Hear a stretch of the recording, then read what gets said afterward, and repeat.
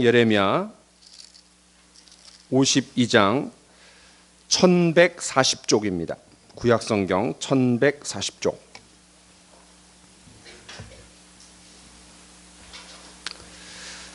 자, 예레미야 52장 10절로 19절까지 우리 함께 교독하도록 하겠습니다. 제가 먼저 읽겠습니다. 바벨론 왕이 시드기야의 아들들을 그의 눈 앞에서 죽이고 또 리블라에서 유다의 모든 고관을 죽이며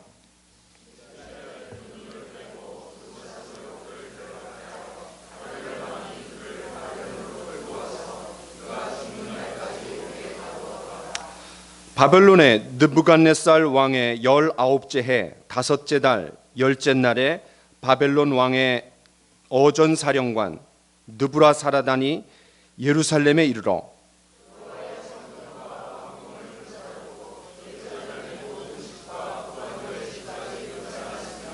사령관을 따르는 갈대아 사람의 모든 군대가 예루살렘 사면 성벽을 헐었더라.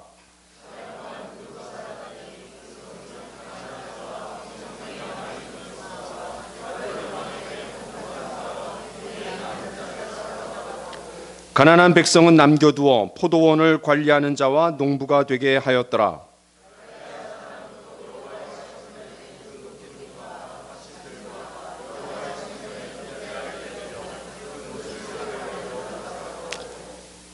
가마들과 부삽들과 부집개들과 주발들과 숟가락들과 섬길 때에 쓰는 모든 놋그릇을 다 가져갔고, 같이 읽겠습니다. 사령관은 잔들과 화로들과 주발들과 솥들과 촛대들과 숟가락들과 바리들과 금으로 만든 물건의 금과 은으로 만든 물건의 은을 가져갔더라. 아멘. 자, 오늘 말씀의 제목은 우리 같이 한번 읽어볼까요? 시작. 예, 소유냐 존재냐.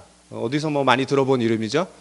에릭 프롬의 소유냐 존재냐라는 아주 유명한 책이 있습니다. 이 사람이 소유적 실존 양식을 가지고 살아가는 사람이랑 존재적 실존 양식을 가지고 살아가는 사람이랑 나중에 조사를 해봤더니 그 개인의 성격, 삶의 질이 완전히 다르고 더 나아가서는 사회와 국가도 달라진다라는 것을 밝힌 아주 유명한 책입니다. 제가 거기서 카피해 왔습니다. 자, 넘겨줄래요? 예. 지난 주간에 우리는 매일 3장씩 성경을 읽는 프로그램에 따라서 구약의 예레미야서를 마쳤습니다. 여러분, 제가 한번 질문 한번 해볼까요? 구약에 39권의 구약 성경이 있는데 그 중에 가장 긴 분량의 책이 뭘까요? 뭘까요? 시편. 야, 시편. 150편이죠? 또 두 번째, 이사야 66장이죠? 여러분 놀라지 마세요. 구약 성경에서 가장 분량이 긴 책은 예레미야입니다. 예. 시편이 150편이고 또 이사야가 66장이지만 장수로 따지면은 앞에 두 책이 길어요. 그런데 분량으로 따지면, 다시 말해서 낱말 숫자로 따지면 예레미야가 제일 깁니다. 이사야가 아무리 길어도 예레미야서가 무려 10페이지가 더 많습니다. 이 예레미야 하면 우리가 떠오르는 이미지가 눈물의 선지자입니다. 이 예레미야 선지자는 유다 나라가 시내산에서 맺었던 하나님과의 언약을 깨뜨렸기 때문에 하나님 앞에 회개하며 돌아오라 라고 눈물로 호소합니다. 근데 이스라엘 백성들이 눈 하나 깜짝하지 않아요. 그래서 어쩔 수 없이 그 언약 파기에 대한 대가로 심판을 선고합니다. 그리고 그 심판의 내용이 뭐냐면 절대로 하나님께서 북쪽 나라 바벨론을 통해 갖고 너희들을 회초리를 때리실 텐데 대항하지 말아라. 그냥 잡혀가라. 그리고 포로 생활을 잘해라. 그러니까 사람들이 이걸 듣겠어요? 너 인마 매국노다 이러면서 그 귀를 꽉 막아버리는 거예요. 그리고 감옥에 가둬버려요. 이 예레미야는 나라가 망해가는 것을 바라보아야만 했고, 그리고 대항하면 죽고 차라리 항복하고 포로로 끌려가야지 산다라는 것을 선포할 수밖에 없는 그런 상황에서 눈물을 흘리는 그런 눈물의 선지자입니다. 특별히 오늘 우리가 읽은 예레미야 이 마지막 장인 52장은 그 예레미야의 예언대로 유다 나라가 완전히 망하게 되는 그런 사실을 아주 낱낱이 자세하게 그려주고 있는 것이 바로 52장입니다. 저는 이번 주에 이 말씀을 읽으면서 참 여러 가지 많은 생각들을 하게 되었습니다. 제가 기도하면서 이 본문을 가지고 우리 성도들에게 좀 말씀을 나눠야 되겠다. 주님 그런 마음을 주셔갖고 제가 이제 몇 주에 걸쳐서 이 본문으로 말씀을 좀 나누려고 합니다. 오늘 이 말씀을 통해 우리 자신을 깊이 돌아보고 하나님과의 관계에서 새롭고 구체적인 변화가 있기를 간절히 축원합니다. 먼저는 좀 배경을 이해할 필요가 있습니다. 우리가 수련회 때 성경으로 집짓기 그런 시간에 제가 이제 얘기를 한 것 같은데 이스라엘이 사사시대 지파 공동체를 끝내고 통일 왕국을 이루었습니다. 그래서 사울 초대왕 그리고 다윗 그리고 솔로몬 때까지 아주 번성했습니다. 나라가 흥왕했어요. 그런데 솔로몬 이후부터는 나라가 두 개로 쪼개집니다. 우리나라 사람들은 잘 이해할 수 있는 것 같아요. 우리도 남과 북으로 나눠져 있기 때문에 이스라엘 백성들이 남과 북으로 쪼개집니다. 그런데 여러분 어느 나라가 먼저 멸망했어요? 북쪽 나라가 먼저 멸망했습니다. BC 722년에 멸망했고 남쪽 유다 나라는 BC 586년이니까 정확하게 얘기하면 136년 차가 납니다. 그래서 북쪽 이스라엘이 먼저 멸망했어요. 여러분 머릿속에 잘 기억해 두세요. 북쪽이 먼저 멸망했다. 그런데 이렇게 BC 586년에 두 나라가 완전히 멸망해서 다시 이 지구상의 나라를 회복한 게 언제예요? 1948년 2차 세계대전 이후에 세계 열강들에 의해서 팔레스타인 땅에 이스라엘이 지금 있는 나라를 회복했어요. 이 지구상에 나라를 잃고 2500년이 되어서 나라를 다시 회복한 나라는 이 지구상에 이스라엘밖에 없습니다. 유대인밖에 없어요. 자, 이런 배경을 깔고 오늘 본문으로 좀 들어가 봅시다.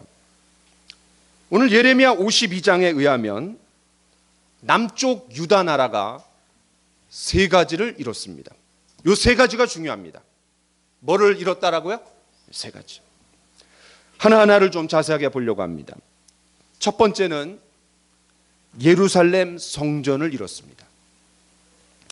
여러분 13절을 한번 보십시오. 자, 우리 같이 한번 읽어볼까요? 시작. 여호와의 성전과 왕궁을 불사르고 거기까지. 거기다가 여러분 1번 이렇게 한번 해보세요. 동그라미 1번 성전. 성전에다가 밑줄을 치고 동그라미 1번 이렇게 하세요. 첫 번째로 잃어버린 것은 예루살렘 성전입니다. 이 바벨론의 군대가 제일 먼저 파괴시키는 것은 예루살렘 성전이었어요. 이거는 당연했습니다. 이스라엘에게 이 예루살렘 성전은 굉장히 특별합니다. 그들의 삶의 중심지라고 얘기할 수 있어요. 이 성전은 처음에는 광야 시절에는 성막이었습니다. 홀리 텐트, 텐트였어요. 천막으로 된 텐트였어요. 그리고 약속의 땅인 젖과 꿀이 흐르는 가나안 땅으로 들어간 이후에는 정착을 하게 됐기 때문에 돌로 된 성전, 홀리 템플, 성전을 졌어요. 성전. 그러니까 전에는 이동식이었고 이제는 고정식으로 발전했어요. 이 성막은 언제나 이스라엘 백성들의 중심이었습니다. 그들이 시내산을 통과해 갖고 이제 가나안 땅으로 들어가는 여정에 약 40년이었습니다. 구름 기둥과 불 기둥이 멈추면은 멈추고 이동하면은 텐트를 걷고 이동해야 했어요. 그러니까 야영했다가 이동하고 야영했다가 이동하고 그럴 때 언제나 그들 삶의 중심은 성막이었습니다. 그 성막을 중심으로 동서남북 세 개 지파씩 야영을 했던 거예요. 언제나 그들의 삶의 중심은 이 성막이었습니다. 그런데 가나안 땅에 들어가서는 어디다가 텐트를 쳐야 됐느냐? 이제 더 이상 구름 기둥과 불 기둥이 없습니다. 그래서 하나님이 못을 박았어요. 하나님이 지정한 곳에다가 성전을 세우라고 했어요. 자, 우리 그걸 좀 보려고 합니다. 같이 성경을 한번 읽어봅시다. 시작. 여호와께서 자기의 이름을 두시려고 택하신 곳에서 소와 양으로 내 하나님 여호와께 유월절 제사를 드리되. 여러 절기에 제사를 드리는 곳은 성전입니다. 그런데 그 성전을 아무데나 짓지 말라 그랬어요. 반드시 하나님께서 택하신 곳, 지정한 곳, 거기다가 만들라는 거예요. 여러분, 여기서 절대로 잊어버리지 말아야 될 게 택하신 곳입니다. 지정한 곳. 이 말은 신명기에 여러 번 나옵니다. 아직 이제 들어가기 직전이잖아요. 그런데 반드시 택하신 곳에다가 해야 된다. 그럼 나중에 밝혀진 거는 그 택하신 곳이 어디입니까? 우리가 세 가지를 생각해 볼 수 있어요. 첫 번째는 아브라함이 이삭을 드린 모리아산입니다.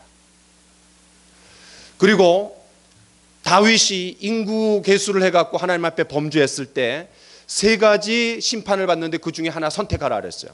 그 중에 하나가 뭐냐면 3일 동안 전염병이 들어갔고 7만 명이 죽어요. 그때 얼마나 그냥 다윗이 가슴 아프고 많이 울었겠어요. 자기 잘못 때문에 백성들이 그 심판을 당하니까. 그런데 천사가, 그 저주를 심판을 내린 천사가 어디에 있었냐면은 아라우나 여부수족인 가나안의 7족속 중에 하나인 여부수족의 아라우나 타작마당에 천사가 딱 있었어요. 그래서 갓 선지자가 뭐라 그러냐면 왕이시여 거기다가 하나님 앞에 제단을 쌓으십시오. 그러면은 이 전염병이 끝납니다. 그래서 그 아라우나의 타작마당을 은 53개를 주고 삽니다. 그게 나중에 어디가 되는 거예요? 그게 이제 예루살렘 성전이 거기에 세워지는 거예요. 더 놀라운 건 그 예루살렘 성전이 세워진 곳에 나중에 갈보리산이 됩니다. 그러니까 모리아산이나 갈보리산이나 똑같은 거예요. 거기에 누가 죽으셨습니까?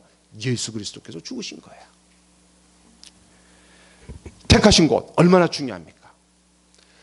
그렇기 때문에 거기에 하나님이 계시는 것은 당연합니다. 이렇게 중요한 곳이에요. 이스라엘 백성들의 모든 삶은 바로 이 예루살렘 성전을 중심으로 이루어졌습니다. 우리가 한 말씀을 더 보면 조금 더 잘 이해할 수 있습니다. 좀 길지만 우리 다시 한번 읽어봅시다. 시작. 매년 3번 내게 절기를 지킬지니라. 너는 무교병의 절기를 지키라. 이는 그들이 내게 애굽에서 나왔습니다. 빈손으로 내 앞에 나오지 말지니라. 맥추절을 지키라. 이는 내가 수고하여 밭에 뿌린 것에 첫 열매를 거둠이니라. 수장절을 지키라. 이는 내게 수고하여 이룬 것을 연말에 밭에서부터 거두어 저장함이니라. 내 모든 남자는 매년 3번씩 주 여호와께 보일지니라. 시내산에서 하나님께서 이스라엘 백성들에게 말씀을 가르치고 훈련시킬 때 그때 주신 말씀이야. 모든 이스라엘의 남자는 이 3대 절기를 지켜라 라고 얘기하는 거예요. 여기서 무교병의 절기를 지켜라, 이건 유월절을 말합니다. 유월절. 너무나 급박한 시간에 효소가 들어간 떡을 먹지 못하고 맛없는 떡, 고난의 떡을 먹어야 됐잖아요. 유월절, 무교병의 절기 똑같은 말이에요. 두 번째, 맥추절, 보리맥자, 그러니까 보리의 절기예요. 보리를 추수하는 절기. 그런데 이거는 오순절이에요. 오순절. 다시 말해서 시내산에서 하나님으로부터 율법을 받는 거예요. 십계명을 받는 거예요. 그 다음에 여기 수장절, 거둘 수, 저장할 장, 거두는 절기예요. 뭐예요? 추수감사절이에요. 그래서 이건 초막절이에요. 초막절. 초막절이 뭐예요? 이스라엘 백성들이 40년 동안 지나면서 하나님께서 그들을 보호하고 그리고 돌보셨다라는 걸 강조하는 거예요. 이 풀과 나무를 얼기설기 엮어갖고 집을 만들었는데 거기서 40년 동안 발이 부르트지 않고 잘 먹고 잘 살았다는 거예요. 그래서 그 절기를 지키는 거예요.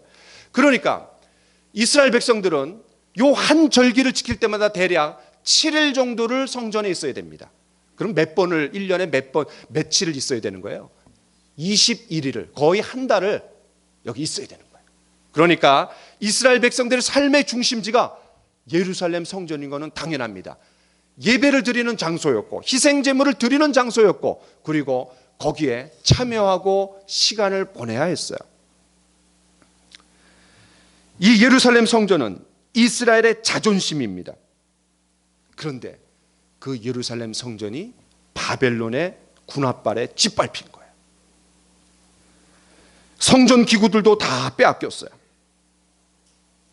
이제 이스라엘의 하나님, 여호와 하나님이 바벨론이 전 세계를 독식하면서 차지하고 굴복시키고 무너뜨린 그 여러 신들의 목록 중에 하나로 리스트에 올라가는 그런 아주 그냥 창피한 상황이 돼버린 거예요. 그래서 이스라엘 백성들이 성전이 무너졌다, 굉장히 심각한 거예요. 당시 이스라엘 백성들이 받았을 충격을 여러분들 한번 생각해 보십시오. 그들의 삶의 중심지예요. 그들의 자존심이에요. 그리고 거기 하나님이 계세요. 근데 어떻게 이게 멸망할 수 있어요? 어떻게 무너져요? 무너졌어요. 두 번째, 예루살렘 성입니다. 두 번째로 바벨론에 의해서 빼앗긴 것은, 잃어버리게 된 것은 예루살렘 성입니다. 여러분 14절을 한번 읽어봅시다. 14절 시작. 사령관을 따르는 갈대아 사람의 모든 군대가 예루살렘 사면 성벽을 헐었더라. 그 성벽에다가 밑줄 치시고 동그라미 2번 이렇게 해놓으세요. 이 예루살렘 성은 모든 유대인들의 마음의 영원한 고향이에요. 우선 이 지리적으로 예루살렘은 천연 요새입니다. 이스라엘이 어떻게 생겼냐면요, 이쪽은 지중해예요. 이쪽은 요단강이 흘러요. 그러니까 이런 식으로 올라갑니다. 요 위에가 예루살렘이에요. 그러니까 여러분 성경을 읽을 때 시온으로 올라가자, 여호와의 산으로 올라가자, 당연한 거예요. 여리고는 이 밑이에요. 그러니까 내려가는 거예요. 여리고에서 위로 올라가는 거예요. 자, 우리 성경을 한번 읽어봅시다. 시작. 베냐민 자손은 예루살렘에 거주하는 여부수 족속을 쫓아내지 못하였으므로 여부수 족속이 베냐민 자손과 함께 오늘까지 예루살렘에 거주하니라. 지금 읽은 성경은 사사기입니다. 다시 말해서 여호수아가 들어가고 정복 전쟁을 했고 31명의 왕을 다 때려 부셨는데 아이성도 때려 부시고 여리고성도 때려 부셨는데 그러나 정복되지 않은 곳이 있었어요. 거기가 어디냐면 예루살렘입니다. 여호수아도 어떻게 할 수 없었어요. 왜? 가나안의 7족속 중에 여부수 족속이 있는데 너무 강력해갖고 지형적으로도 때려부실 수가 없어요. 천연 요새이기 때문에. 그래갖고 그냥 내버려뒀어요. 두고두고 이제 이스라엘의 옆구리에 가시가 되죠.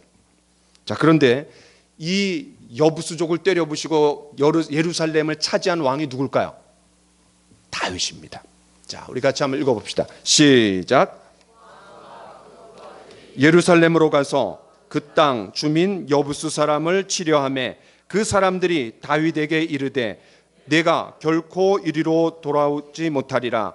다윗이 시온 산성을 빼앗았으니 이는 다윗성이더라. 예.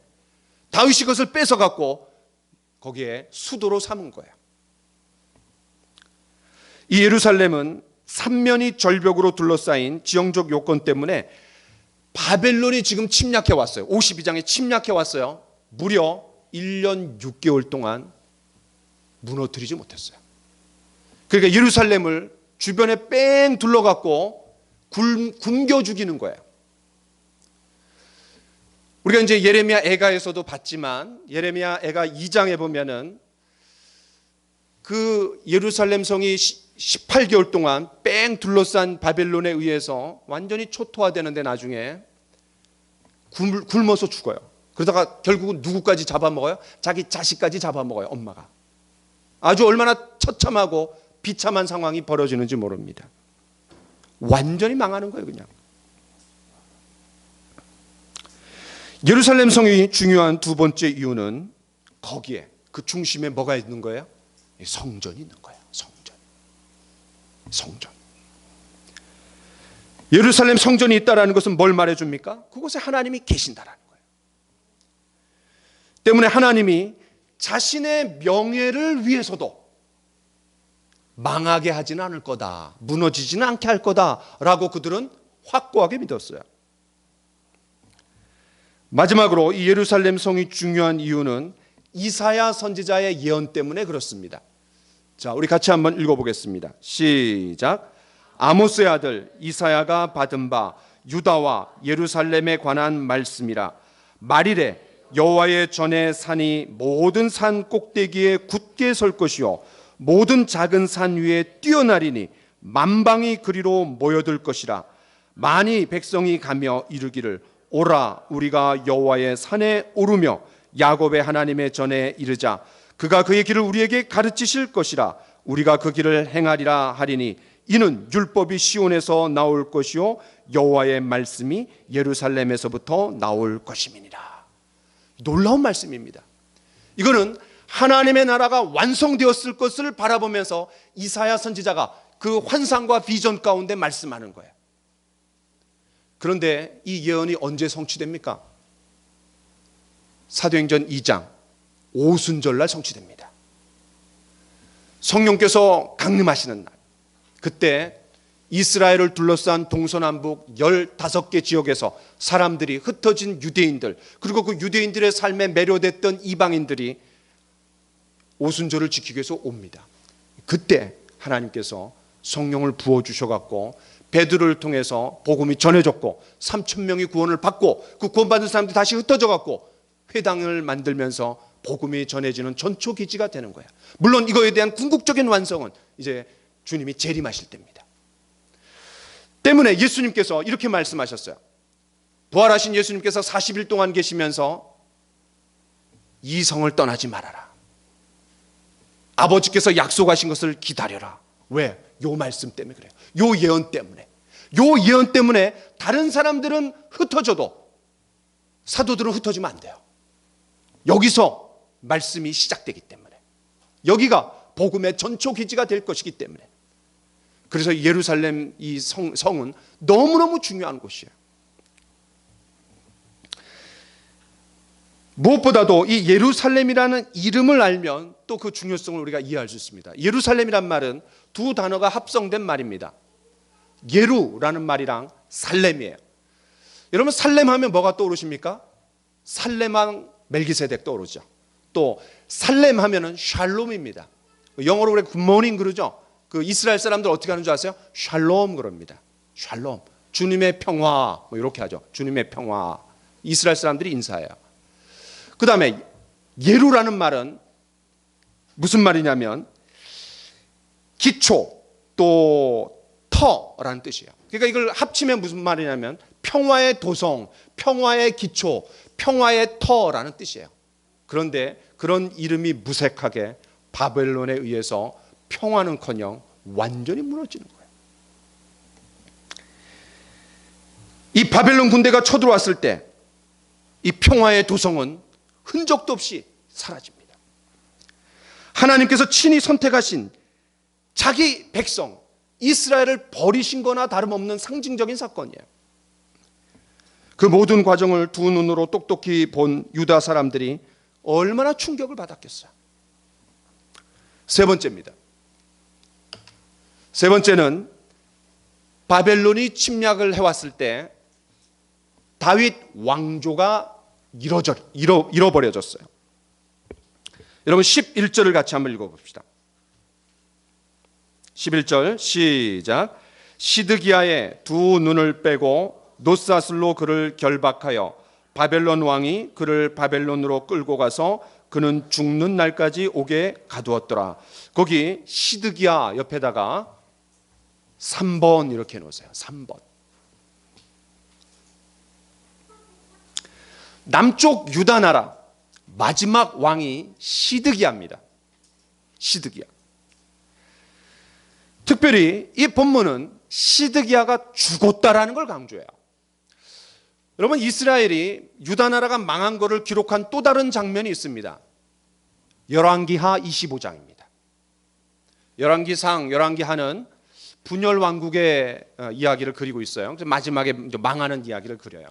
그런데 열왕기하에서 똑같이 바벨론 군대가 쳐들어와서 망하는 장면을 그리는데 거기에서는 강조하지 않은 25장, 여기 52장, 예레미야 52장에서 그 시드기야가 죽었다라는 걸 강조해요. 이게 뭘 얘기해 줍니까? 다윗 왕조가 끝났다라는 거예요. 그런데 이거는 절대로 가벼운 이야기가 아닙니다. 시드기야가 죽었다, 이거 가벼운 이야기가 아니에요. 그냥 끌려갔으니까 죽었지, 이렇게 생각하면 안 돼요. 자, 우리는 성경을 한번 보겠습니다. 자, 같이 한번 읽어봅시다. 시작. 여호와가 너를 위하여 집을 짓고 내 씨를 내 뒤에 세워 그의 나라를 견고하게 하리라. 나는 그의 나라 왕위를 영원히 견고하게 하리라. 성경에서 우리가 기억해야 될 몇 가지 중요한 장들이 있는데 그 중에 하나가 사무엘하입니다. 7장. 여기에서 이제 정복 전쟁을 통해 하고 통일 왕국을 이룬 이 다윗은 자기는 좋은 왕궁에 있는데 여호와 하나님이 그냥 텐트에 있으니까 마음에 걸렸어요. 그래서 자기가 내가 하나님을 위해서 집을 하나 지어드려야 되겠다. 하나님이 감동하셨어요.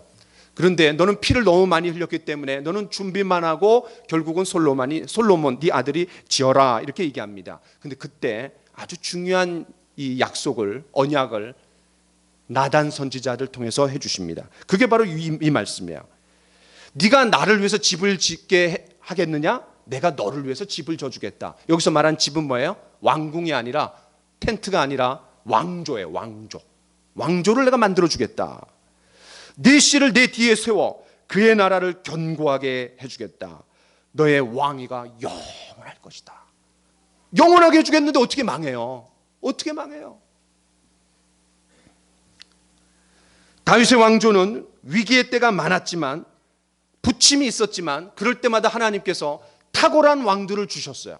그들을 통해서 부흥이 일어나갖고 이 유다 나라는 북이스라엘이 이미 136년 전에 멸망했지만 계속해서 존속할 수 있었어요. 그 4명의 위대한 왕이 있어요. 유다의 4명의 위대한 왕. 분열 왕국 시대 누군 줄 아세요? 아사왕, 그리고 여호사밧, 그리고 히스기야, 그 다음에 요시야. 요시야 때 활약했던 사람이 누구냐면 예레미야래요. 북쪽 이스라엘은 반대로 구테타의 연속이었어요. 구테타의 연속. 늘 나라가 불안정하고 결국 유다 나라보다 땅덩어리도 더 크고 10개 지파로 구성됐지만 136년 전에 멸망했어요. 그러나 남쪽 유다 나라는 계속해서 나라가 존속하고 있었어요. 그런데 바벨론이 침공해갖고 시드기야를 죽임으로 말미암아 다윗의 왕조가 쫑난 거예요. 완전히 끝나버렸어요. 이처럼 하나님의 백성 이스라엘이 지니고 있던 자존심, 예루살렘 성전, 예루살렘 성, 그리고 다윗 왕조, 이것이 잃어버려졌을 때, 그들의 마지막 보루가 사라졌을 때, 그들이 의지하던 그 토대가 완전히 흔들렸을 때, 깨졌을 때 그들이 받았을 충격을 한번 생각해 보십시오. 그냥 이렇게 망했구나 이게 아니라 한번 그걸 한번 상상해 보세요. 그들이 얼마나 영적인 진공 상태가 되는 거예요. 신학적인 이 혼동 상태가 온 거예요.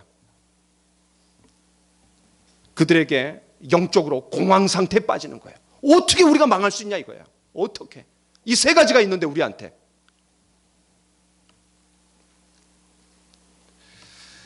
우리는 지금까지 남쪽 유다가 바벨론에 의해 잃어버린 세 가지를 좀 살펴보았습니다. 그런데 여기서 우리가 중요하게 생각해야 될 것들이 있습니다. 유다 나라 사람들은 이 세 가지만 있으면 절대로 우리는 망하지 않는다. 왜? 하나님이 우리를 점 찍으셨고 선택하셨고 돌보시고 책임지시고 함께 하시기 때문에 절대로 우리는 망할 수가 없다. 하나님 때문이라도 망할 수 없다. 이렇게 생각했어요. 그런데 그렇게 철석같이 믿었던 그들의 신념, 이 세 가지가 우리는 이 세 가지를 소유하고 있기 때문에 우리는 망할 수 없다. 여기서 중요한 단어는 소유입니다. 우리가 가지고 있다는 거예요. 이 세 가지를 우리가 품고 있기 때문에, 소유하고 있기 때문에 망하지 않는다라는 거예요. 언제 이런 확신이 더 깊이 자리 잡았을까요? 북쪽에 있는 큰 나라, 늘 부담이 됐던 큰 나라 북이스라엘이 멸망하는 걸 보면서 더 확신에 가득 찼어요. 야, 쟤네들은 망했네. 근데 우리는 이 세 가지가 있잖아. 쟤네들은 이 세 가지가 없네. 확실히 하나님 우리를 지켜주시는구나. 우리나라도 이 4대 강국의 틈바구니에서 참 어려움을 당하고 있습니다. 옛부터. 그런데 지금 이 남쪽 유다노, 밑에는 초강대국 이집트, 북쪽에는 아시리아와 바벨론, 틈바구니 속에서 그들이 힘겨워하고 있는 거예요.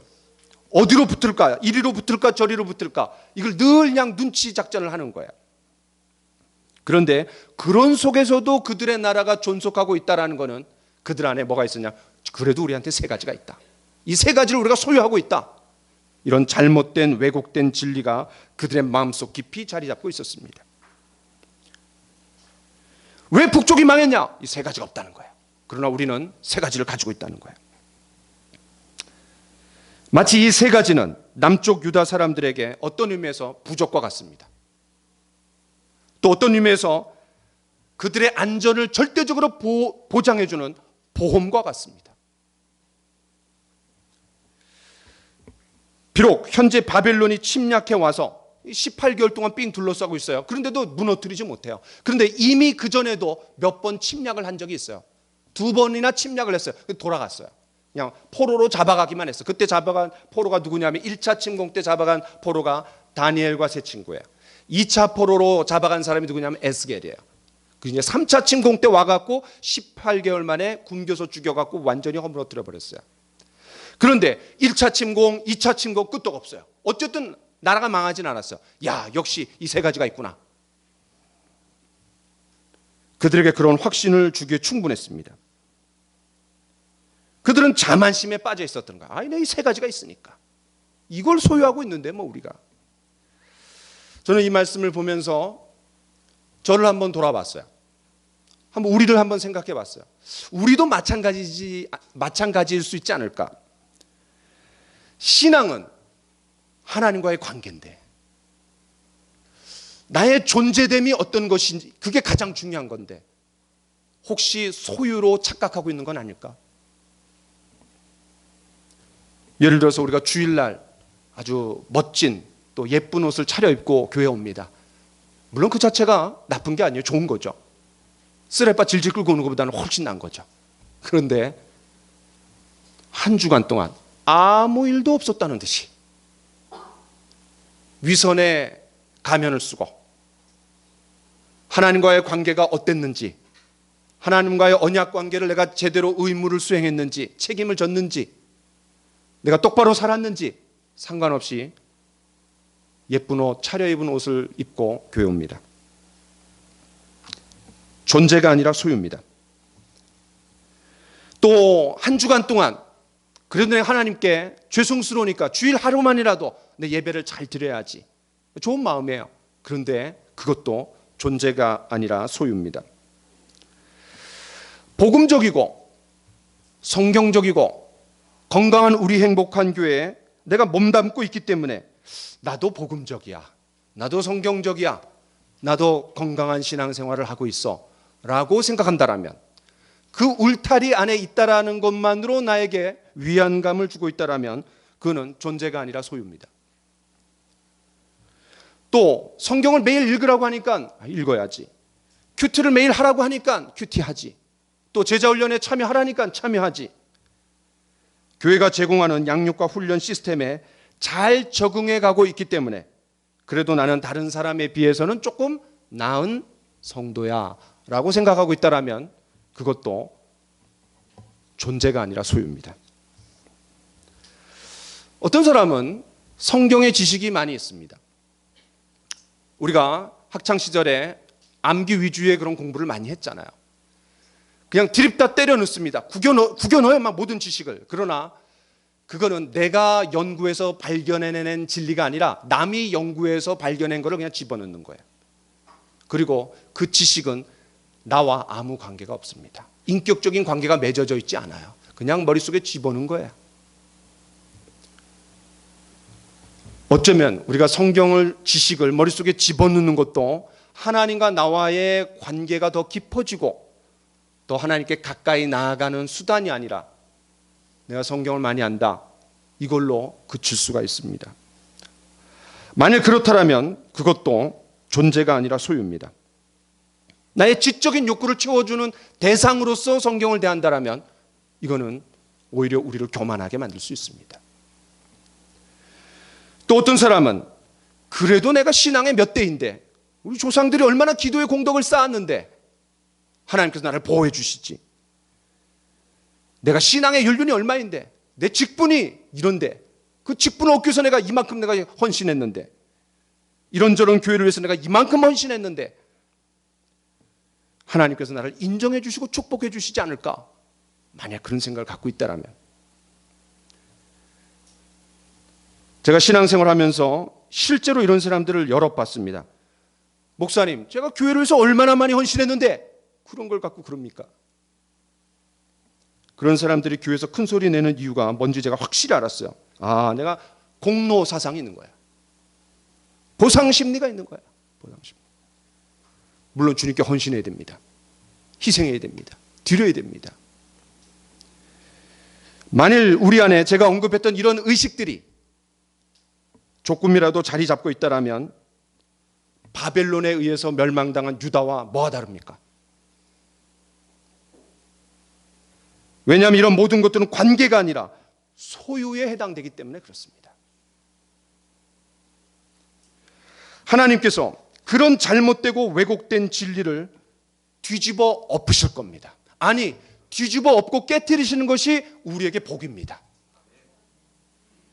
제가 이제 이후의 설교의 다음에는 그것이 어떻게 그들에게 복이 됐는가, 잃어버린 것이 어떻게 어둠이 됐는가, 어떻게 죽는 것이 사는 것이 되는가, 이런 얘기들을 좀 하려고 해요. 두 번째, 그럼 왜 북쪽 이스라엘은 이 세 가지가 없을까? 왜 이 세 가지가 남쪽 유다는 가지고 있는데, 그래도 소유하고 있는데 왜 이 북쪽 이스라엘은 이 세 가지가 없을까? 그들은 유다 나라보다도 훨씬 컸습니다. 12개 지파 중에 10개 지파로 뭉쳐진 나라가 북쪽 이스라엘입니다. 교만했습니다. 의기양양했습니다. 그런데 그들이 136년 먼저 망했습니다.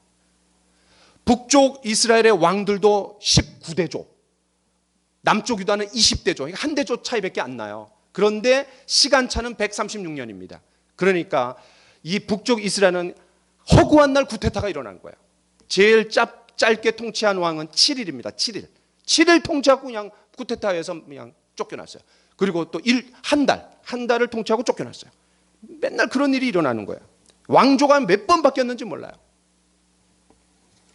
그리고 그 중심에 여러분 잘 알고 있는 것처럼 그 아합과 이세벨, 그렇죠? 엘리야가 그냥 구국의 그런 영웅 아니에요. 갈멜산에서 850대 1의 전투를 한, 그게 이제 이게 북이스라엘이에요. 바알 신앙으로 넘어갈 뻔했어요. 자, 그런데 왜 이 세 가지가 없는가? 이거를 우리가 좀 찾아보려고 합니다. 이거 너무 중요하니까 성경을 한번 찾아봅시다. 열왕기상입니다. 열왕기상 12장입니다. 여러분, 열왕기상 12장을 잊어버리시면 안 돼요. 성경에. 열왕기상 12장.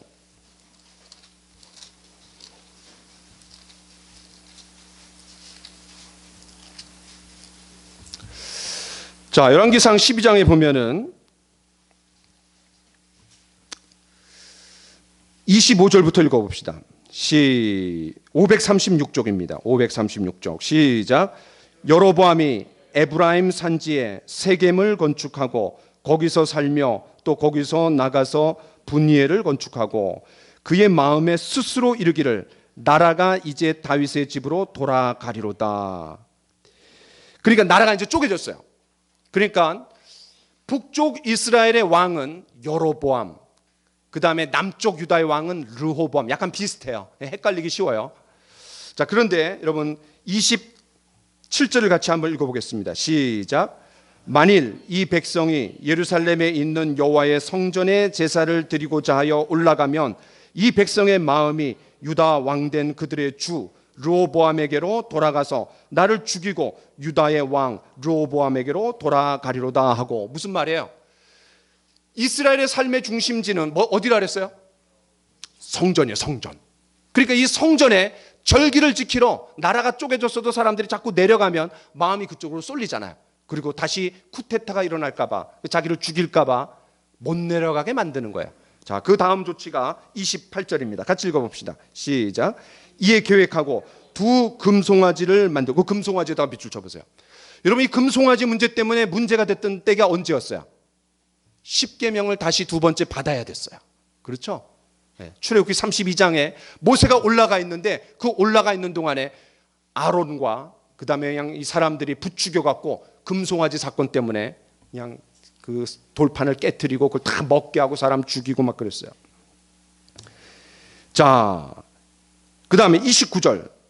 그 두 금송아지를 어디다가 뒀는지 봅시다. 시작. 하나는 베델에 두고 하나는 단에 둔지라. 그러니까 북쪽 이스라엘의 위와 아래 거기다가 성소를 지 마음대로 만든 거예요. 택하신 곳에다가 만들어야 되는데 자기 마음대로 만들었어요. 거기다가 금송아지를 둔 거예요. 그리고 이 신이, 이 금송아지가 우리를 애굽에서 인도해낸 신이다, 이렇게 얘기하는 거예요. 자, 30절 같이 읽읍시다. 시작. 이 일이 죄가 되었으니, 이 죄에다가 동그라미 치세요. 이 죄 때문에 우상 숭배하고 처음 출발 자체가 잘못된 거예요. 우상 숭배하고. 그래서 하나님의 눈에는 나라가 훨씬 크지만, 땅덩어리가 크지만 이 북쪽 이스라엘 하나님의 눈은 나라가 아니에요. 나라가. 그 다음에 31절 시작. 그가 또 산당들을 짓고 레위 자손 아닌 보통 백성으로 제사장을 삼고. 이거 중요해요. 여러분, 성전에서 일하는 사람들은 레위 자손들입니다. 우리가 금요일날 설교 들을 때도 이 레위 자손들이 없었기 때문에 에스라가 하나님의 돕는 손길에 의해서 이 레위 자손들이 다 붙여져 갖고 이제 성전의 예배가 회복돼요. 다시 이제 귀환해 갖고. 그런데 이 레위인들이 북쪽에서 각 지파마다 레위족들이 들어가고 살아요. 왜? 그 지파의 성경 선생들이에요. 그리고 예배를 인도해요. 신앙을 고무시키고 진작시키는 역할을 해야 되는데 지금 사태가 이렇게 되니까 그 레위인들이 자기의 지파를 떠나갖고 어디로 가는 거예요? 다 남쪽으로 내려오는 거예요. 다시 말해서 성소를 만들어 놨는데 거기서 일할 사람들이 없어요. 그러니까 어떻게 합니까? 자, 이제 봅시다.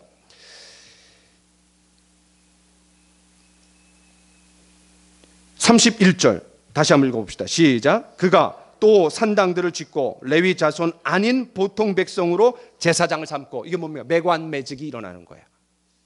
성직을 돈 받고 아론의 계열의 제사장들, 레위인들을 통해 갖고 성전에서 일할 사람들인데 이제 돈을 받고 제사장을 세워주고 돈을 받고 레위인이 되게 해주는 거예요.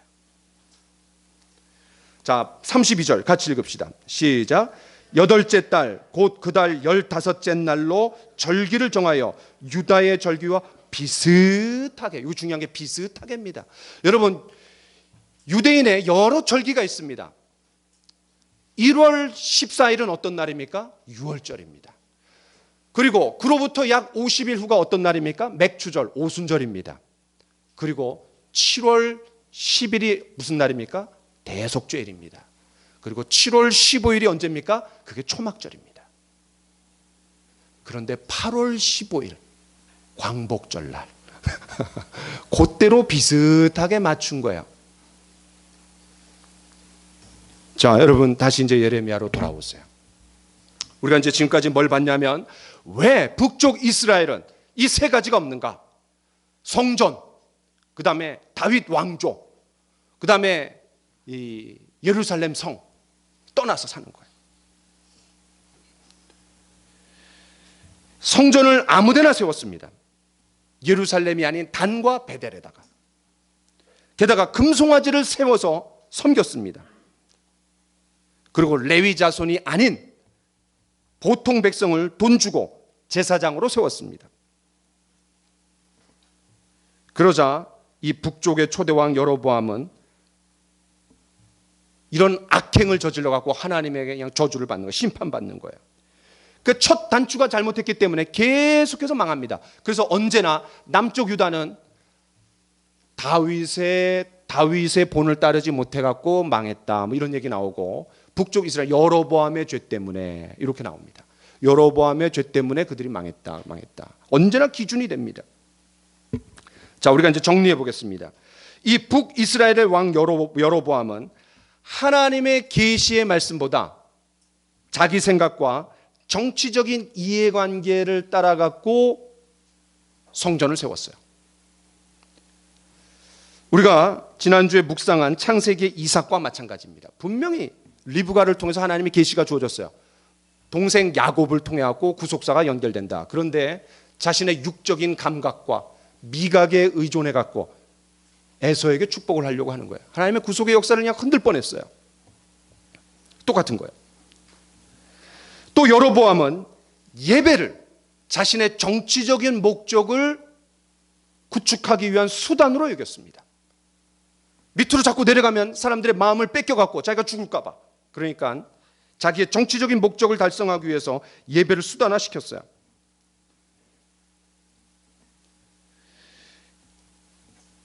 여로보암 이후에 북쪽 이스라엘은 이 왕조가 피해 투쟁으로 점철된 역사가 됐어요.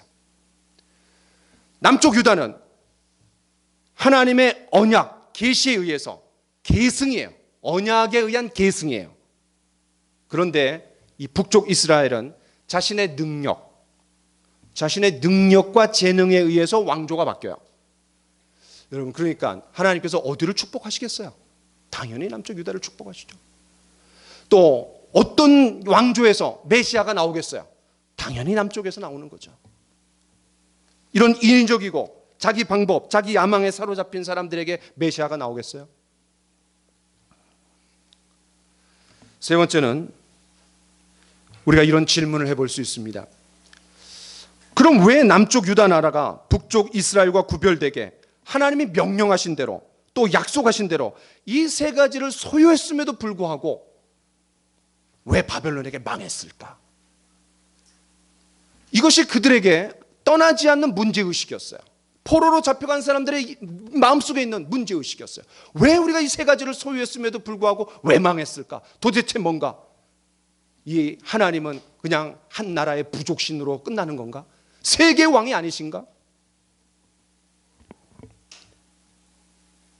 그런데 하나님께서는 이 세 가지를 소유하기만 하면 자동적으로 보호해 주신다라는 그들의 잘못되고 왜곡된 가치관과 신앙과 그 진리의 털을 깨부시기를 원하셨어요. 무슨 말이에요? 성전을 붙들지 말아라. 다윗 왕조를 의지하지 말아라. 예루살렘 성 안에 있다라는 것만으로 안전의 그런 지대로 착각하지 말아라. 나를 붙들어라. 이거를 얘기해 주는 거예요. 소유가 중요합니다. 우리가 어떻게 소유하지 않고 살아갈 수 있습니까? 그런데 이 소유보다 더 중요한 것은 존재입니다. 내가 하나님 앞에 어떤 존재인가? 내가 하나님과의 언약 관계를 잘 수행해 나가고 있는가? 하나님이 이 언약 관계 안에 있기 때문에 보호해 주십니다. 그런데 그 보호해 주시는 것에 대해서 나의 의무와 책임이 있는 거예요. 여러분, 예레미야 7장으로 가봅시다. 예레미야 7장.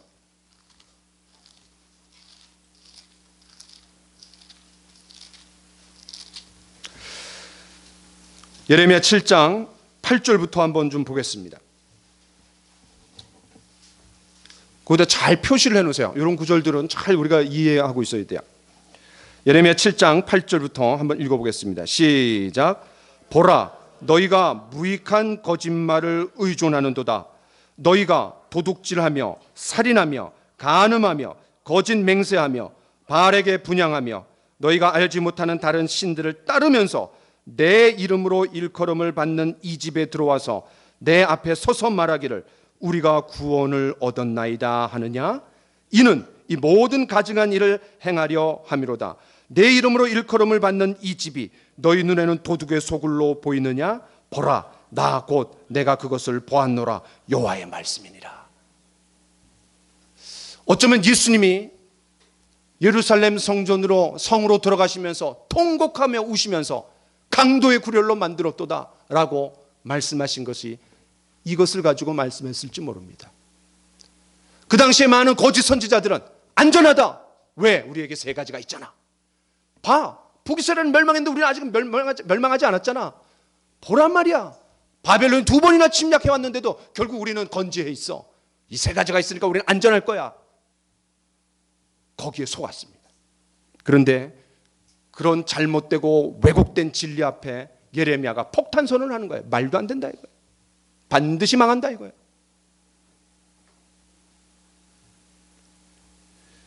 이스라엘 백성들은 위로부터 아래까지 완전히 타락했습니다. 그들은 하나님과 언약 관계의 형태는 갖추고 있었습니다. 그 형태가 뭐냐? 하나님과 언약을 맺었어요. 그 형태가 뭐냐면 성전이에요. 그 성이에요. 그리고 다윗 왕조예요. 요 외형적인 모습은 갖고 있었을지 몰라도 그 언약 관계의 본질과 내용은 그들의 삶에 없었습니다. 여전히 우상을 숭배했고 성적으로 타락했고 그들 안식일을 마음대로 어겼습니다. 하나님께서 찾으시는 것은 제사가 아니라 순종입니다. 하나님과의 언약 관계의 껍데기들을 소유하기보다는 언약 관계의 핵심인 의와 사랑과 공의를 하나님이 찾으시는 거예요. 우리 9장으로 가봅시다. 예레미야 9장 23절 24절을 봅시다. 같이 읽겠습니다. 시작.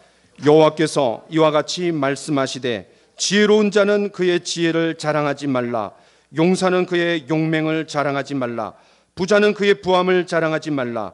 자랑하는 자는 이것으로 자랑할지니 곧 명철하여 나를 아는 것과 나 여호와는 사랑과 정의와 공의를 땅에 행하는 자인 줄 깨닫는 것이라. 나는 이 일을 기뻐하노라.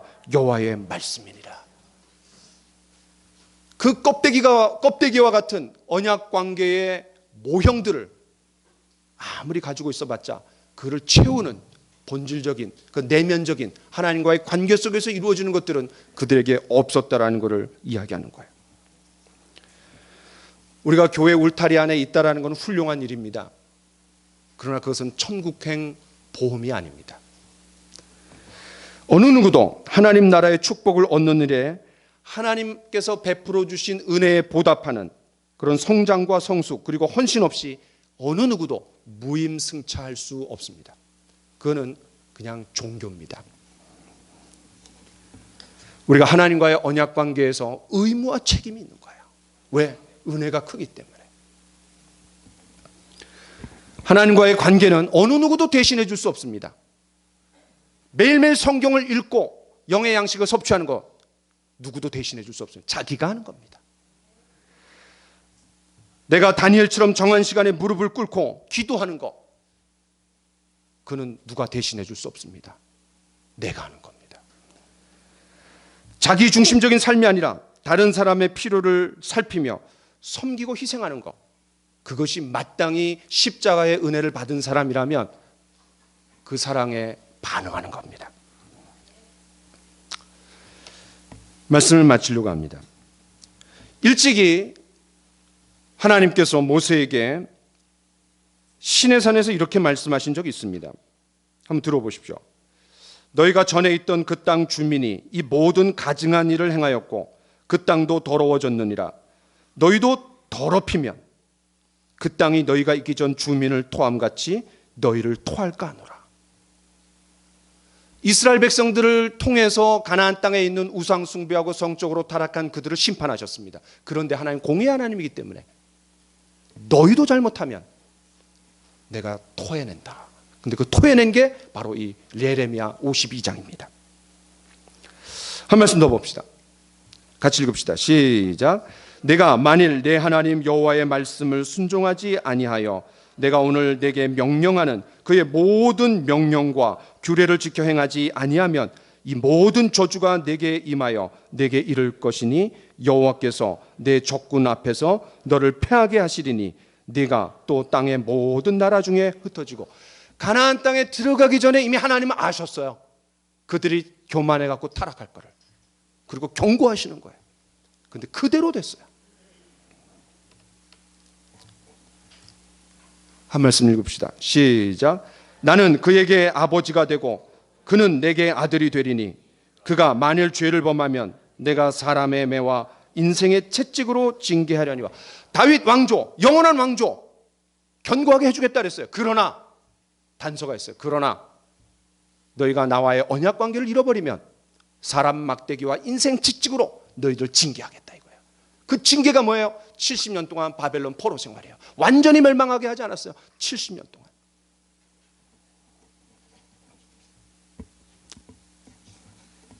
하나님을 도구나 소유물로 대한 유다 나라는 결국 하나님께서 바벨론에 그 나라를 내어줬습니다.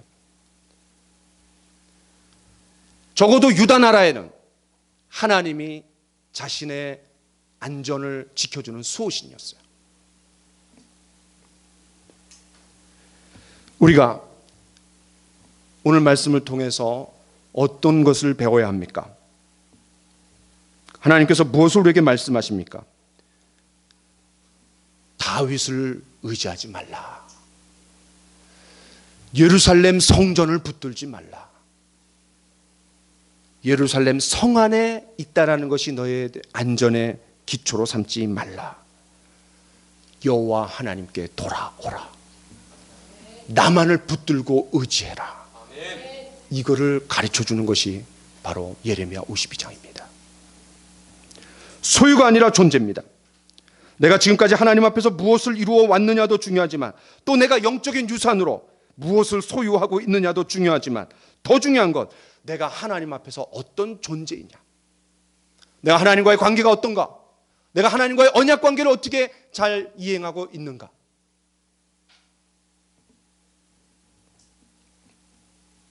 저와 여러분들에게 예루살렘 성전은 뭡니까? 저와 여러분들에게 예루살렘 성은 뭡니까? 저와 여러분들에게 다윗 왕조는 뭡니까? 그것들을 든든한 백으로 여기면서 실제로 하나님 앞에 돌아가지 못하도록 나를 가로막고 있는 장애물, 회개하지 못하도록 만드는 것들은 무엇입니까? 이 가을의 문턱에서 우리의 영성을 돌아보며 이 열매의 계절에 다시 하나님과의 관계에 집중하는 우리 모두가 되기를 원합니다. 하나님을 수단과 소유물로 삼지 않고 그 하나님과의 관계에서 새로운 변화가 일어나도록, 영적으로 성장하고 성숙할 수 있는 기회가 되도록, 비록 그들이 나라를 잃었지만, 세 가지를 잃었지만 그들이 더 성숙으로 들어갈 수 있는 기회가 되었던 것처럼 우리가 하나님과의 언약 관계를 다시 한번 확인하는, 그리고 우리의 의무와 우리의 책임을 다시 한번 확인하게 되는 그런 시간들이 되기를 원합니다. 우리 같이 찬양하면서 오늘 말씀을 좀 나누기를 원합니다.